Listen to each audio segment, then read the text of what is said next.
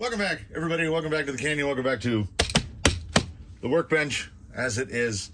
Could it be prettier? Sure. Is it functional? Hella. So, we're back. We're back at it. We're back at the Phoenix. This should be all too familiar. We've got some stuff done. We've got some stuff to do. I've got everything sorted into little containers that I've already lost. We're repurposing a hobby wing box there to hold those bits. And we've got some bits in that little tub there. And now that I think of it, hold on a second. We've got, you know what? We've got to correct something here. So let's see if I can assemble this the way that my brain has it in my brain. Take yourself an old MDF shelf that was made out of MDF many, many years ago. And we don't throw away any piece of wood, basically bigger than a matchstick. MDF is the dustiest of all dusts. Powdered sugar in the air. Flashback to a time when the hobby du jour was paintball. I haven't played it in some years, but for like my 20s and into my 30s, well, actually starting here's a side story for you. It's tangentially related. I traded, when I finally got to the point where I could have a Gold Tub RC10, I traded it for a Benjamin Sheridan pump paintball gun in 1989, somewhere around there, 89? 89. I want to say 89. Might have been late 88, because that was what all my buddies were into. And you tend to gravitate towards what your buddies are into. So that was RC phase 1 coming to an end, and it got replaced by the paintball thing for quite a lot of some time.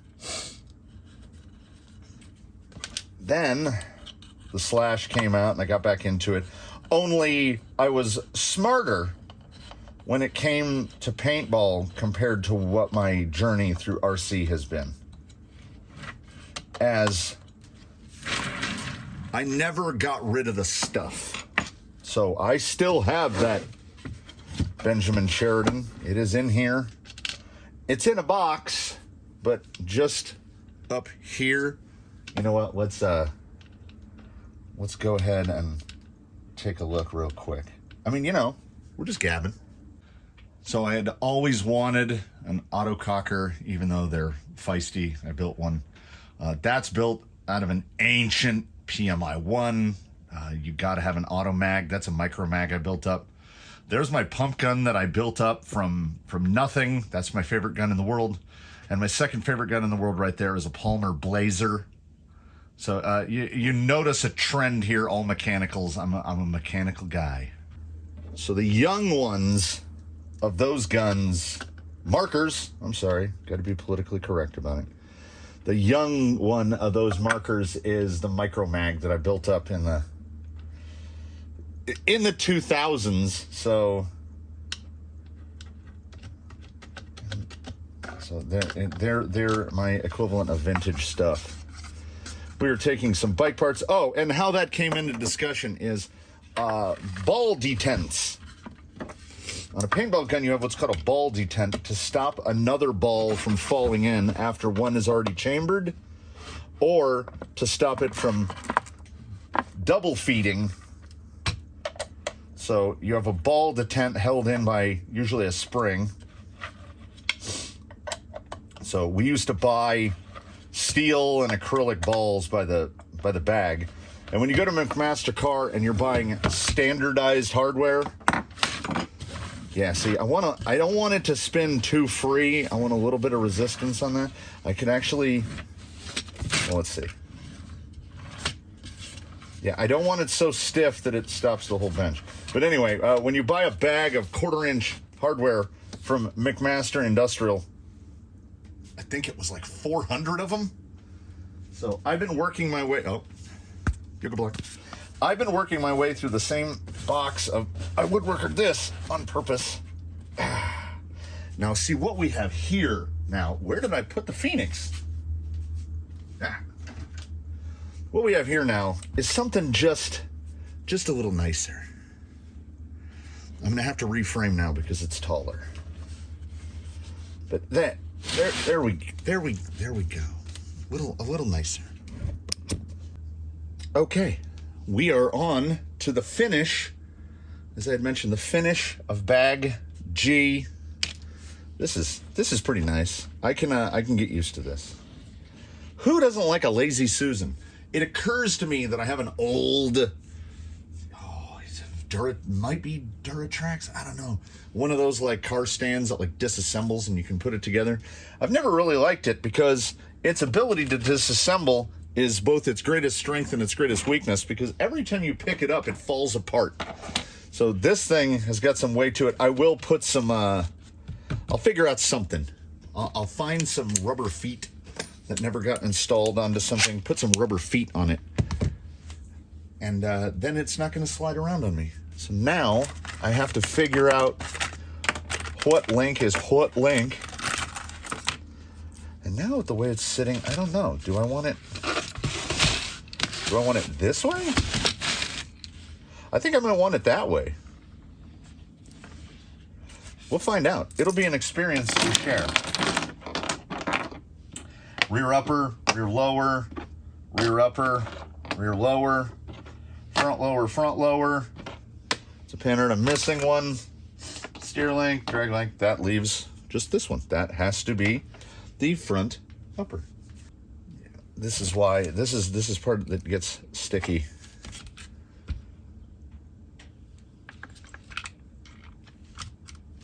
The front upper is not where you would think a front upper would go. I think there's a hole above it.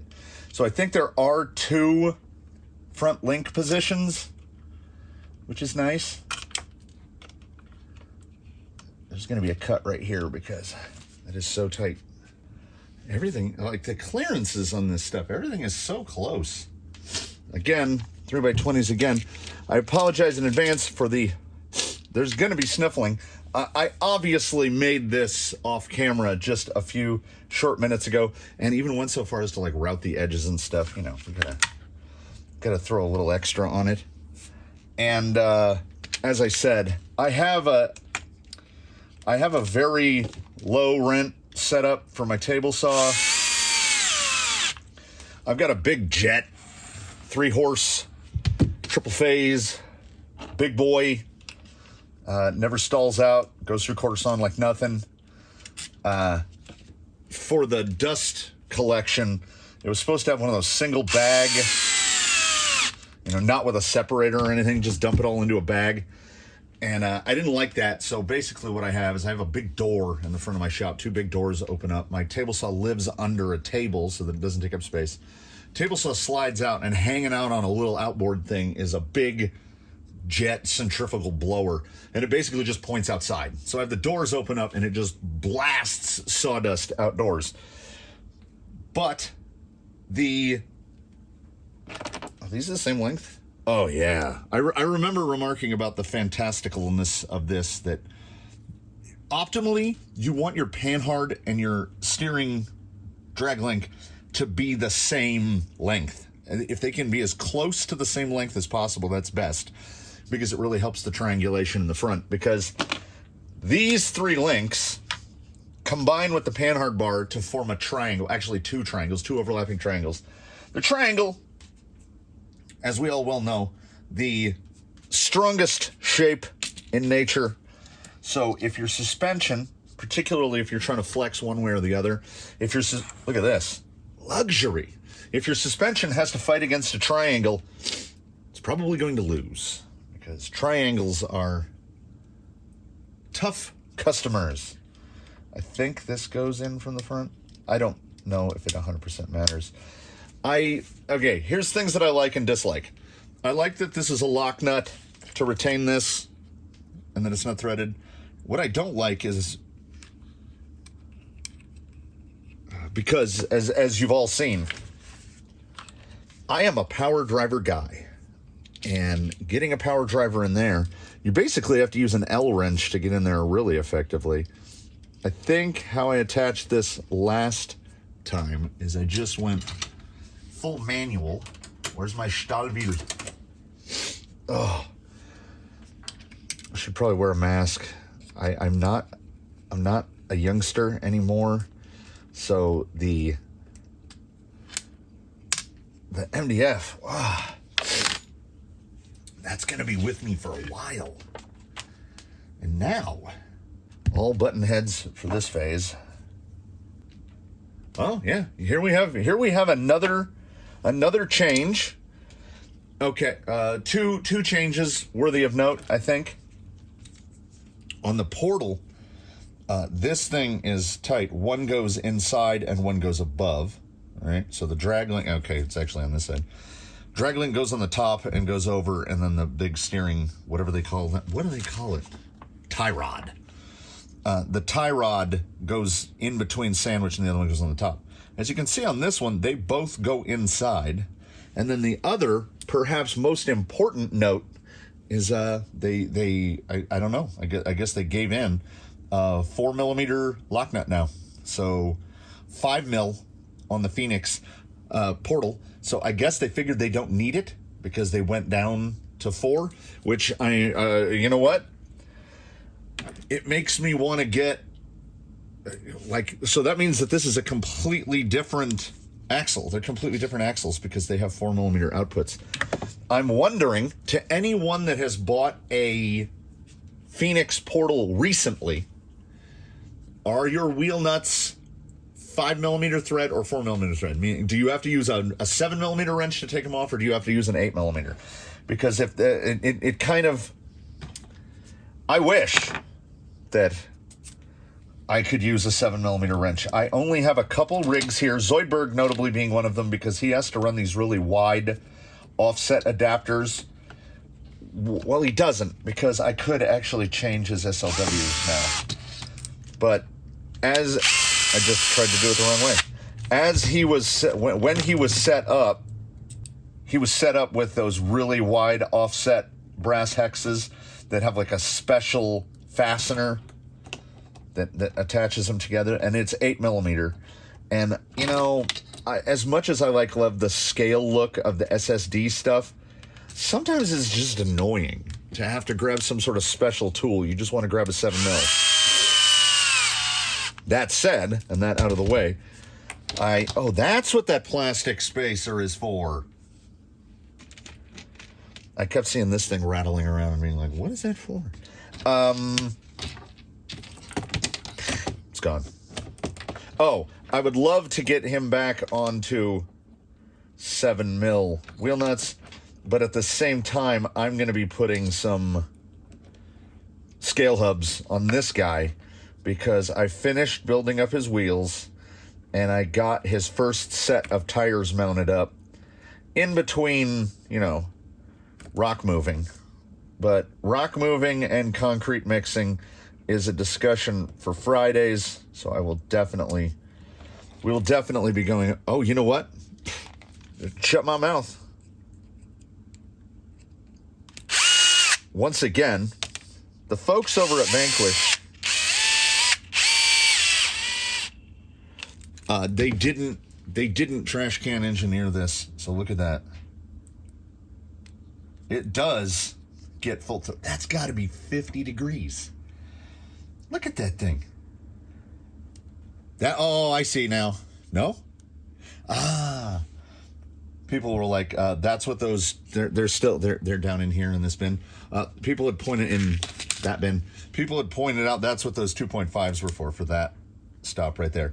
And I said I was going to leave them out, but you know what? I guess I will put them in because at the mechanical limit, there's no way.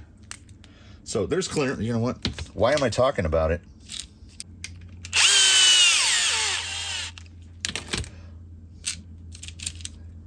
I would think the best way to do this would be to set the electronic endpoint first and then dial these out as needed. Because that is a crazy amount of throw. It's just bottoming out on it, boop, right there, and like a crazy amount of throw. I don't see how that's going to clear the links, but hey, who knows? I want to get this thing rolling. And if we can get this thing under power in this installment, that would be amazing. I don't make any promises, because I'm already probably working faster than I should be. I also like, man, I don't want this to sound like an absolute rave fest for Vanquish, but like when you have parts to thread into plastic, having the screw just poke out past like the 20 that goes in there, so you got like 2 threads that come out, that's what I like. And all the holes are just the right size. Everything is so disgustingly smooth. I did indeed stick some tires on for just a moment. I just grabbed a set of rims and bolted them down. That's how I discovered that they had gone to 4mm nuts, because I just grabbed some 5s. That bag's still not open yet. I just grabbed some 5s and went to thread them on, and I'm like, why is this not tightening down? Because, you know, you're down inside the hub. Why is this not tightening down? The best way is 16s. The best way is probably to do this the other way, but I'm gonna attempt to assemble this upside down. There are only, it appears to only be 3 lengths of fasteners, except for this one big long boy, and I'm not 100% sure what the long boy is for. Oh, man. See, here's an issue, which is the panhard runs direct, as you can see, straight over the horn. So realistically, I need to unbox El Radio, at least plug this thing into it, plug in a battery. I should have a freshly charged battery. Yes, I do. Plug a battery in and get that steering servo centered, because otherwise I gotta take it all apart again. Only need to leave this powered up for a moment after fumbling with getting the programming card and getting it going. Here's we're not going to call it an issue because we're not there yet, but running mode, we've got RPM matching, normal mode. So we have 2 forward reverse modes. That's something I didn't notice when busting this thing out. I've tried it in RPM matching and normal mode. This is on RPM matching. And if you'll watch the rear shaft here, like that's a really slow deceleration down. I tried it in the other mode. It's exactly the same. So as it should be widely known, I am a drag brake aficionado from way back, so I hope this does not prove to be an issue. It would be most disheartening if I cannot get my favored electronic clamp. If that is how drag brake on this system works, the fun here is now trying to get everything to attach without anything falling apart. Note to axial. This is how you do a panhard attachment. Is it molded to the axial? Okay. This is how you do a panhard attachment if you're not going to allow us a removable one like Traxxas or Element does. It's absolute beef. I don't see any chance of those breaking in any way. It's so solid, the connection. I think rather than switch back and forth, this will probably be the most you get to witness me use good old analog screwdrivers. manual mode. Okay, that should mostly prevent it from falling apart on me. I like to have the bleeder screw face out, just, you know, just for continuity. Now we're going to switch. We are going to have a front end here.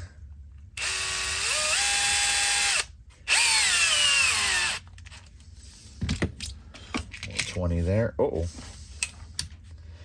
We haven't quite gotten the ergonomics of it all figured out yet. Then we will just be down to the front end's getting a little heavy compared to the rear. We will get the rear end much easier to put on. Yeah, this is it's odd. It is that I'm building a second one of these, as has been stated by myself. It is somewhat antithetical to my RC philosophy, which is I cobble and craft and craft and cobble, and there's really nothing to do with the Phoenix. I have noted that during that little, of course it fell out. I have noted that during the last little competitional fracas where I'm doing the test on the, that's probably close enough for now, on the Spec Tire series, the Phoenix could really stand to have some front weight because his body is heavy and he has to try to overcome that. Daphne just beat him pure. Daphne was beating on him purely because her center of mass is lower. Her body is nothing.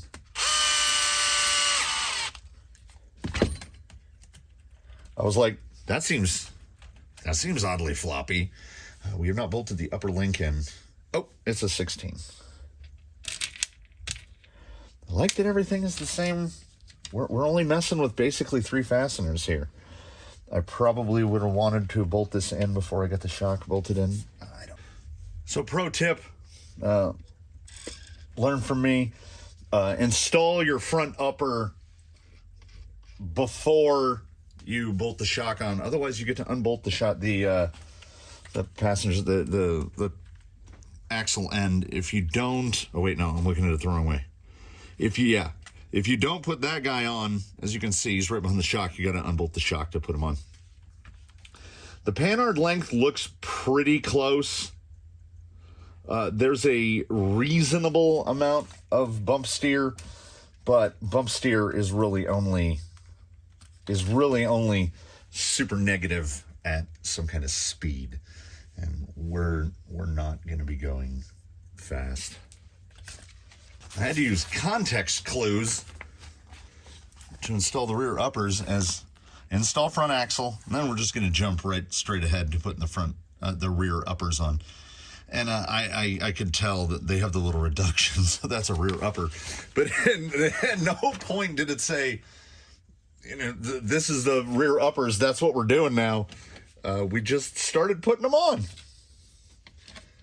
And I mean, if you look at the front, the rear is a very similar operation.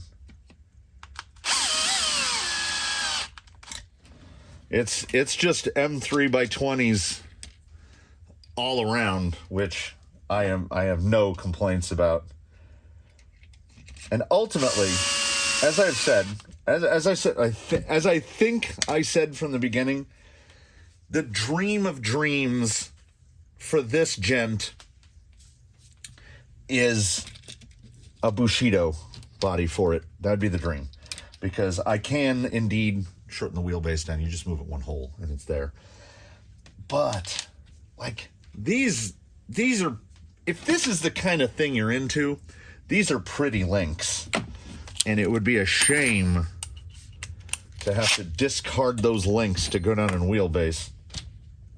So, knowing myself like I know myself, I'm pretty sure I would attempt to see if the Bushido will fit on a 12.3, which kind of goes against the spirit of that. You can always fabricate some links. They won't be nearly as pretty as these. I'm a function far ahead of form guy. We worry about cosmetics and appearance last. If the Lazy Susan here, the benchtop yoga block holding Lazy Susan goes into permanent bench duty,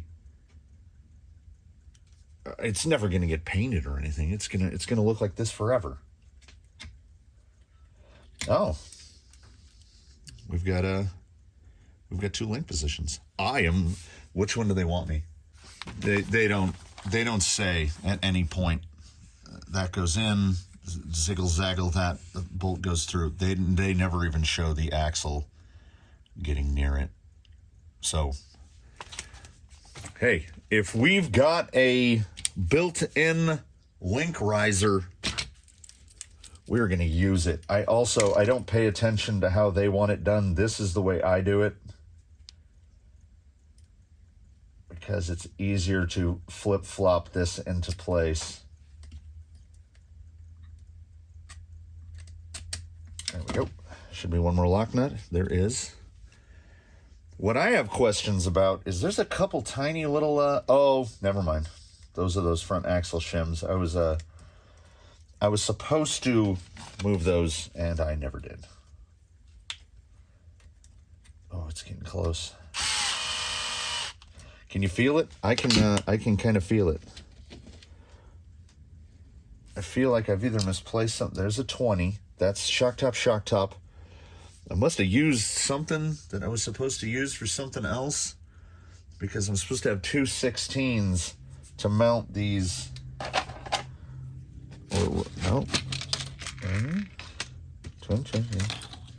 Yeah, I'm short a 16, but I'm not willing to jump out and blame Vanquish for that.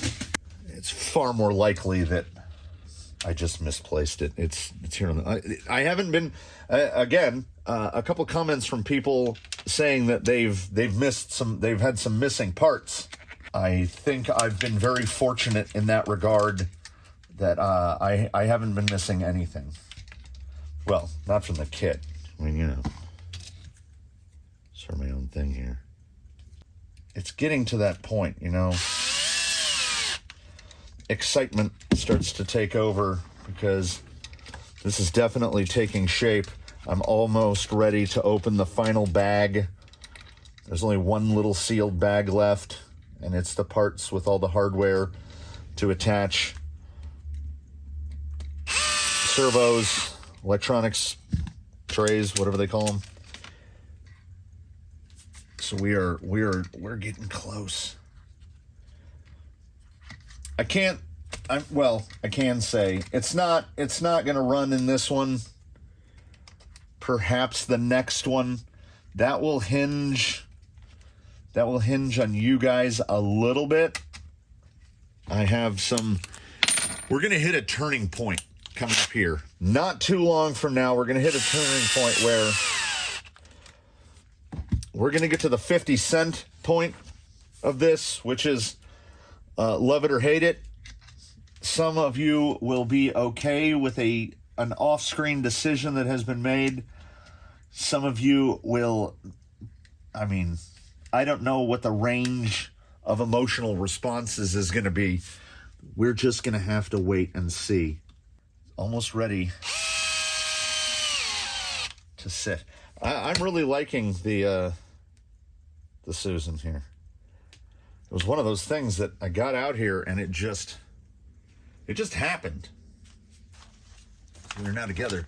Shocks in place, drive shafts in place. This is the point where you would be putting on the bumpers. So I've also opted not to, I can't even find the other one. There's one of them. I'm not going to put the inner fenders on. They are too precise of a fit for the Phoenix body. Any other body that I grabbed here and just set it over the top, like I set the Origin body over the top, It's just so far from these. These are very specific. So along with those, of course, we're not using the battery tray because the battery, at least for now, is going to be up there. I think if I do people had talked about building a servo winch out of a servo and just using an old ESC. I have some little baby, like 40 amp ESCs. I've got a box of unused servos. So I don't think for this guy, as I'm trying to keep him lightweight, lightweight for a Vanquish. So none of that guy. Now, the Portal does run his battery back here. So I might mess with the servo winch on him. I won't be using these sides because, once again, they fit the Phoenix body. And I won't be using these bumpers either because I don't think, I think maybe like a J-Concept's tucked. Maybe a Gozer would be the only thing that would fit bumpers this narrow. So the pile of parts not going on here gets bigger and bigger. We get to electronics trays. So these have to go on, which means I'm going to have to open the final hardware bag H1, which also has all the stuff to build the linkages for the overdrive servo and the dig servo. I have, you know what? Let's put these over here. I have 2 different lengths of horns, and I at least think smartly, decided to take a look at the Phoenix Portal to see what the situation is there. And I am just running, I'm running the included, it's out of frame. I'm running those, so I didn't have to fabricate anything.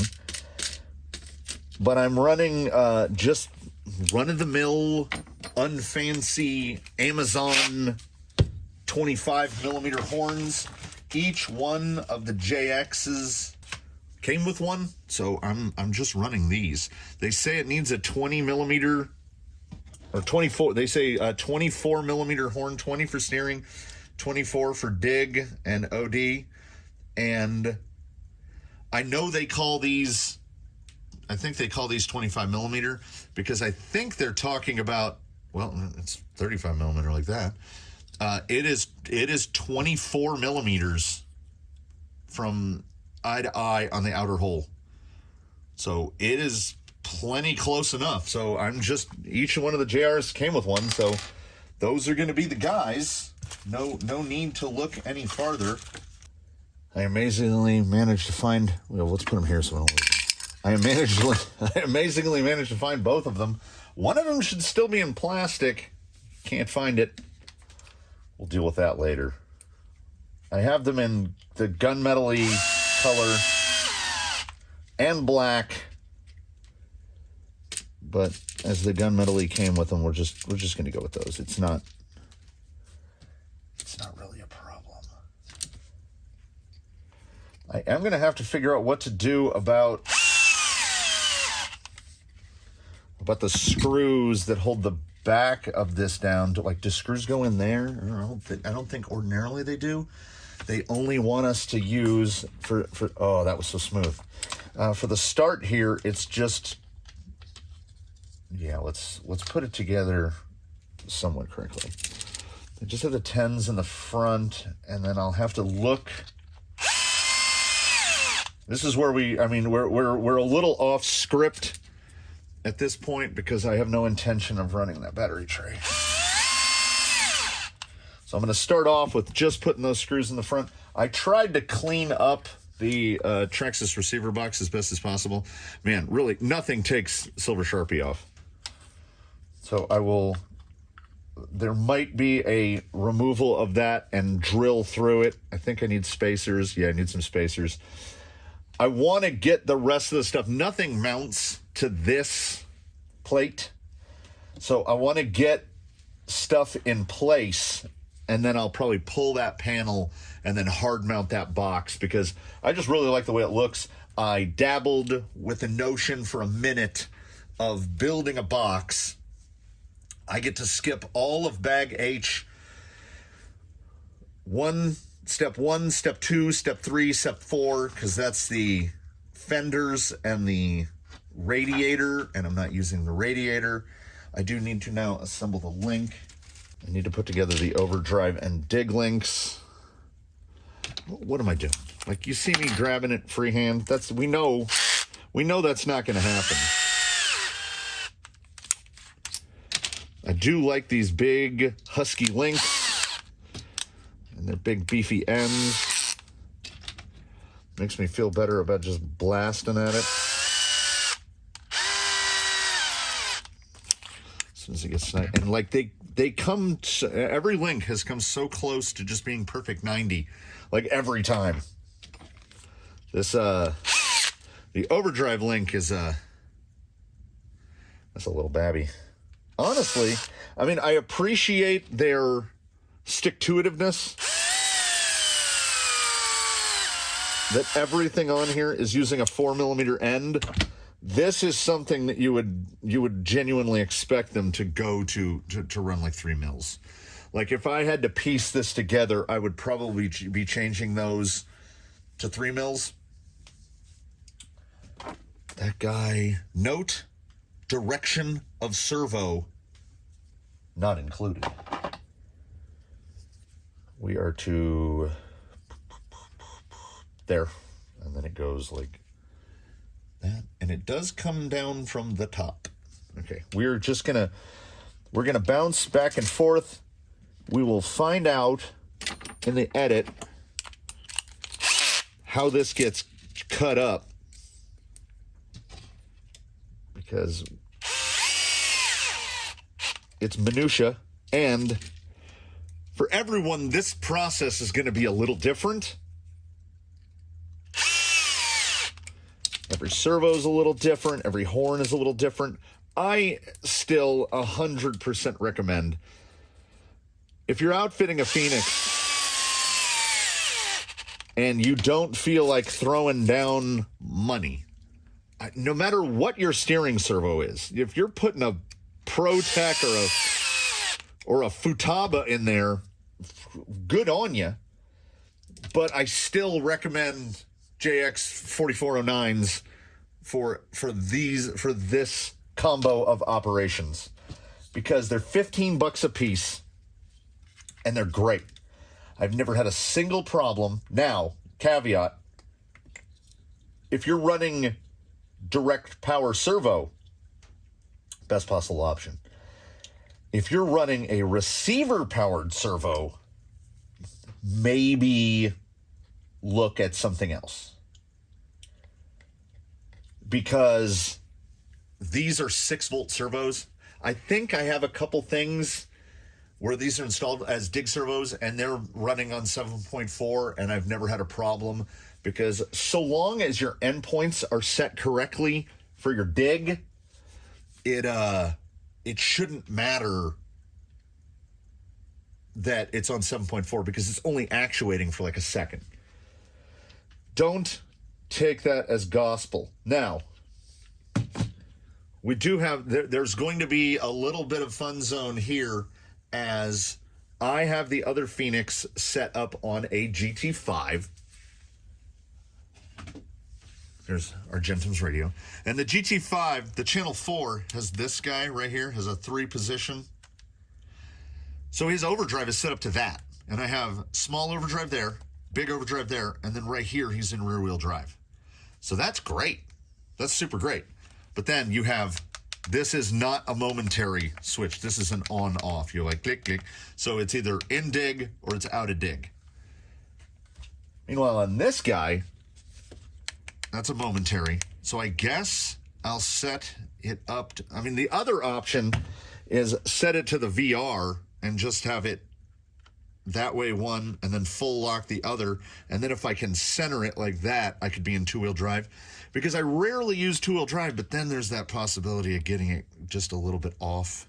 It doesn't really matter though. Switch A, switch D. I wonder, okay, that's steering. I haven't messed with switch C. Okay, I'm just going to, I'm going to plug the overdrive guy into channel 3. We will program channel 3 at some point for its full everything.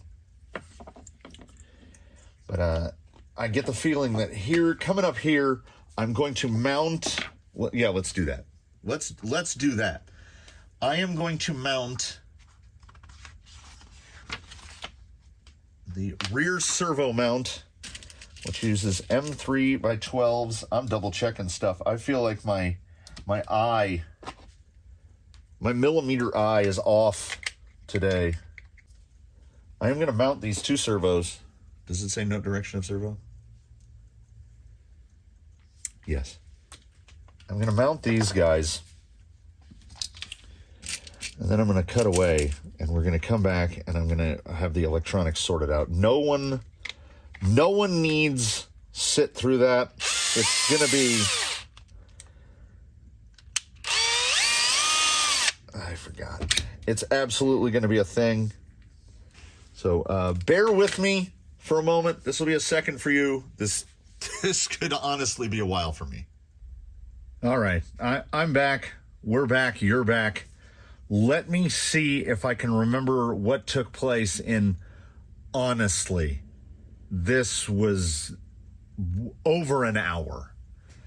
Getting the dig, I go switch D for dig. Oh, little.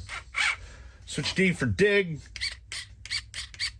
Getting the dig set took moments. I used the exact horn that I said I was going to use. One of these guys, the guy that came with the servo, got the endpoint set. Everything was fine. Servo nice and cool. No matter what I did, okay, this is in frame. So this is the guy that is on there. So I tried the same thing on there. And then I tried this one. And then I tried this one. And then I tried this one. I think I tried this one. The problem was I couldn't get the spline to line up straight, because I was doing everything I could to use the VR knob so that I would have like big overdrive, small overdrive, or vice versa, and get it in the middle and be 2-wheel drive. Problem is that gap in the middle where you have rear wheel drive is real small. So it's really best suited to that 3-position switch on the GT5 that does it really well. Because then all the different horns, they had all different heights. So this guy was sitting like this. He was sitting like this. I couldn't get it to sit right. You'll notice in place right there right now is a Lunsford with some old Blitz ends on it. It has been now switched to switch A, which I learned a thing today. When you cycle through aux functions, well, let's just do it, right? When you go into the menus and you go to set it up, we go to aux, enter. It's on LKA. So when you're on SW, switch. So if that said SWA, that's a momentary, like this. But when you put it to LKA, I didn't even know you could do that. So I've never gotten to that experience. Like this is the first rig that I've built that has necessitated that.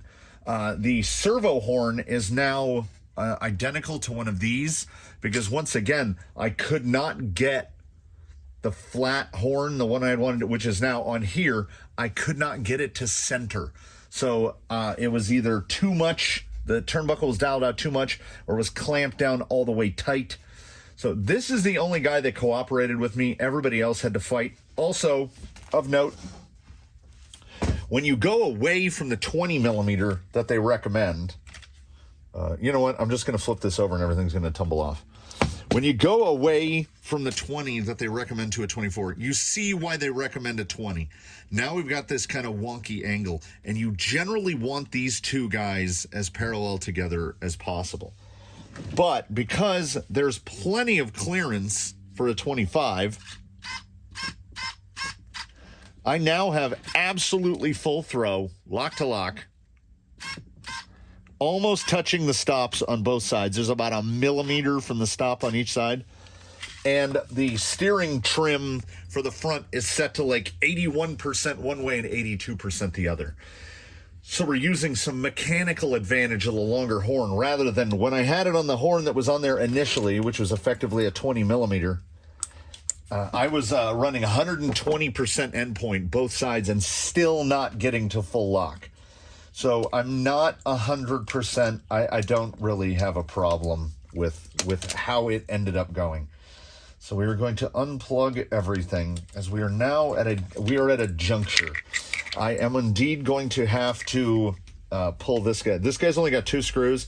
I'm probably going to get some low heads and just these have little nibs because they're supposed to line up with the holes in the bottom of the battery tray. I'm probably just going to omit those nibs so that I can put, like, I have what are they, concave washers, these little guys. Probably going to put some concave washers on there just to pretty them up on each side because honestly this is a little too utilitarian even for me. We'll get that cleaned up, and now we're gonna get this one near a close here on this part. I'll do some finishing stuff once we're through here, but I figure everyone should bear witness. I had already assembled these. This required much tinkering and tankering. I think it actually sits like that. I have them cut. I had to cut and then re-drill. This is because I really wanted to run the trussed type. Also, 7 millimeter O-rings are perfect, whether putting under a magnet adapter or just under the body itself, because they will eliminate any rattling. That guy sits right like that. They are retained with the usual. They're right here. I will probably put 1 pin in each so as to prevent it from pulling out. This is exactly how the Gate Rover is set up. It's kind of my favorite method of body retention, in which we use magnets to hold the body down, and then for the sides, because we stole this idea from the Vanimal. So this isn't my idea, this is Charisma's idea. So I have made 2 Kydex plates. They are held in place with 10 millimeter. I realize now I can attach these 10 millimeters and it not affect my ability to remove that side tray. Little overhang front and rear of the factory skirt, because I'm not ashamed to admit it. I got a little lazy and I just cut these to exactly 5 inches long. So they're maybe 2 millimeters, 1/16 of an inch or so short on either end. It's not a problem because the only reason they're there is to give me something to put Velcro on. I cut them to 1 inch tall because I have a big thing of industrial Velcro, what I've used on every other body that uses Velcro for retention. I will cut it in half. So these will just be Velcro, and there will be Velcro on what is, at least for the moment, a little pinch here, at least for the moment, going to be the guy. You see I was digging through, trying to get anything to make this guy function. Honestly, now it makes me want to dig in, and maybe I've got a Lunsford. I think I can, out of that guy, I can probably make a Lunsford for this guy.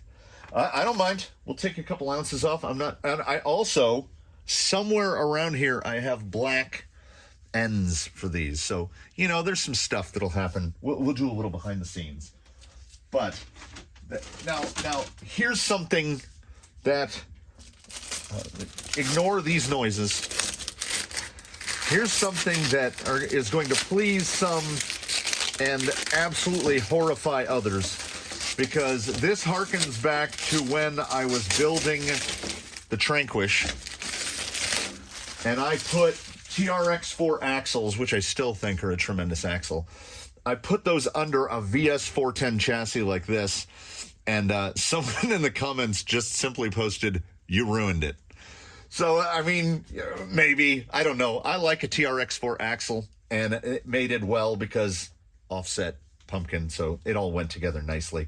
Much more nicely than trying to put AR45s under a Traxxas chassis. That one a little more sticky. So we're doing this upside down.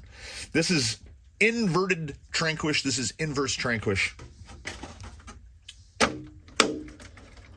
Maybe not the body forever, but absolutely the body for now. This is TRA8112, the Traxxas TRX4 Sport Camper, suggested by one of the subscribers and frequent commenters.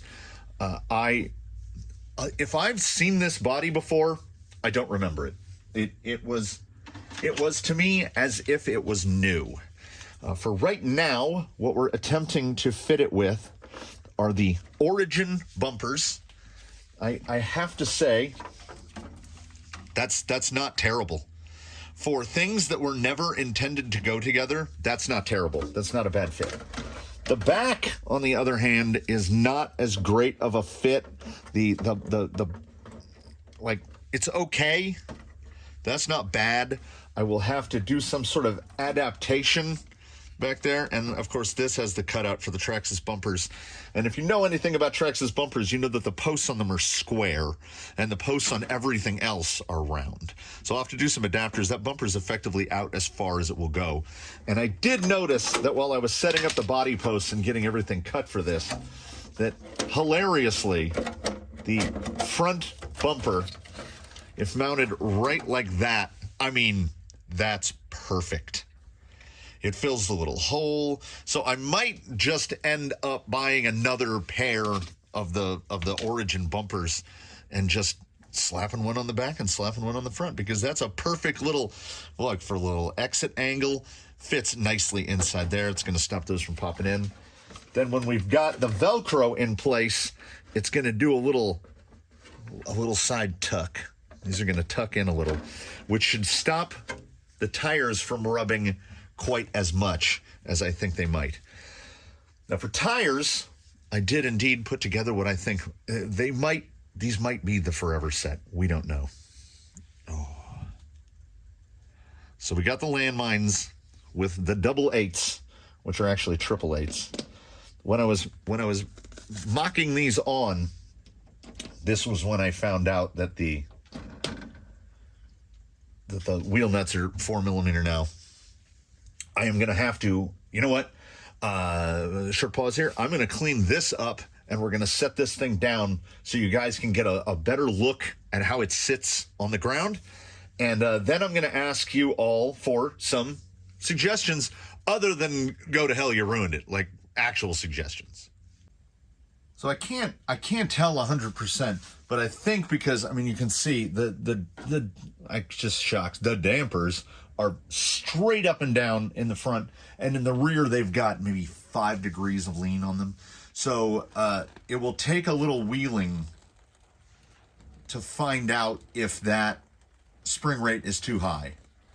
This is definitely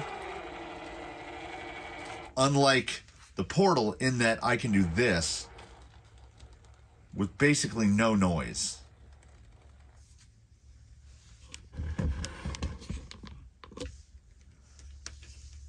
And I again, taste is very subjective, but I think that body looks fantastic. I think if this was down, like it's not, like, look at them tuck. And I'm really banking, it's just full clearance, like no trimming required. This body fits so good. And yes, does it have the same sort of approach angle that Jake does? Well, no. I mean, Jake's body ends before his tires, so you see we get we're going to be stuffing it in. But I'm leaning heavily into the landmines. And also, the magnet's almost strong enough to pick it up. Almost. That's why the side Velcro is the real key and king there. So why I'm leaning into the landmines is, as I had mentioned,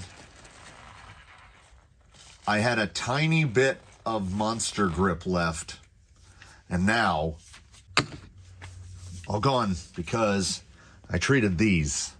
And now we get to find out in short or long term, what is the effect of tire conditioner on tires that are of a compound that is already soft? Because these things, they stick together. They are so soft. So, in official closing, no 10-minute outros. This should all stay together. So, I mean, if nothing else, I'm super happy with this. And definitely, I'm almost positive now, because you can see the link angles there. I want to be there. This is the first time you're seeing it with me, the first time with the body mounted with the wheels on it. And it's the only problem I see is that it sits too high. Like, I would love, just right there. Just right there. So I need a little bit lighter of a spring, which hopefully, I got a big bin of springs. Hopefully I have them. But these look like they line up, so you're just perfect. Little tuck in there, because I was afraid that I was going to get more rub from the tire. As it sits now, I might just put some spacers under these to space them out a little, so it's not tucking so aggressively. Although, I like that too. We'll see. It has enough of a sort of pre-runner for me that this is kind of this is the look that I wanted. A Bushido is maybe not in the cards, maybe it is, but I love how this looks. I love how much clearance there is. That servo is dumb fast. Everything works. Look at that rise.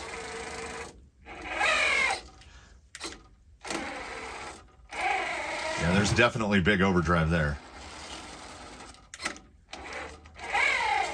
Everything works, it's nice and smooth. The only thing unsorted out are bumpers, and perhaps the most important part, and I'm going to crowdsource it again, much as I did with Zoidberg. What color is it? I mean, it's clear, but, and I'm painting there's a Scale Builders Guild, he did a build off like 3 years ago, long before I was into this. He did a TRX4 Sport build off against Harley Designs, and he did his red with like some racing stripes, and he painted over the back windows and cut the back window out, and I'm going to kind of